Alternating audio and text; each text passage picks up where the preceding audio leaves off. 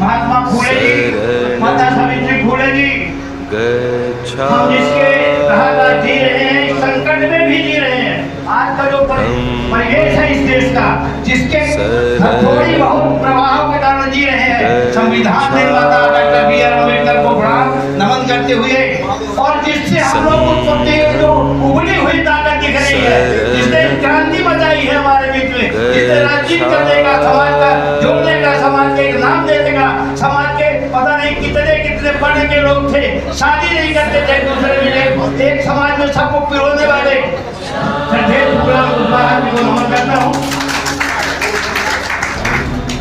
साथियों, मैं देख रहा हूँ शुक्लान भाई ने एक बात हम लोगों से कहते थे, जिन्होंने क्लास फेल से और अंतिम तक था, मैं पढ़ा भी उनके साथ में हूँ और मैं हूँ, एक दुनिया चले गए। वो कहा करते थे कि जिस व्यक्ति को कोई न पूछे वो समाज का अध्यक्ष बन जाए।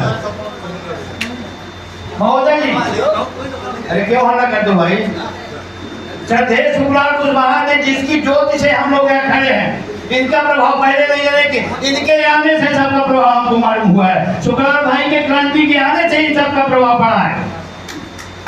तो शुक्लान भाई कहा करते थे, जिसको कोई न पूछे वो समाज का अध्यक्ष बन जाए, बस बात खत्म नहीं हो।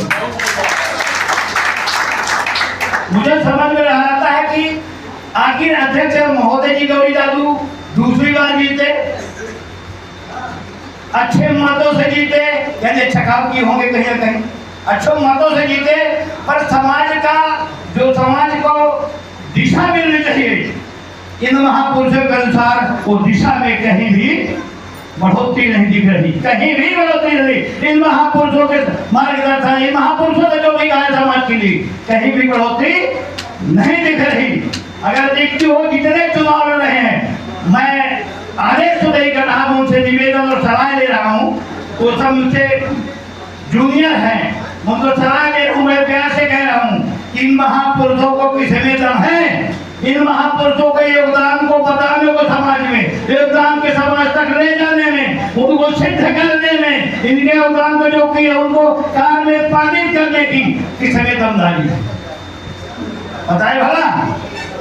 इस देश का मौर्य साम्राज्य बड़ा है, मैं कागज पढ़ रहा था सरपंच योद्धा जी से, मौर्य साम्राज्य का लेकर पढ़ रहा था। मौर्य साम्राज्य में का विग्रहण मंगल करण गौरी पुत्र गणेश, और प्रथम निमंत्रण आपको ब्रह्मा विष्णु है।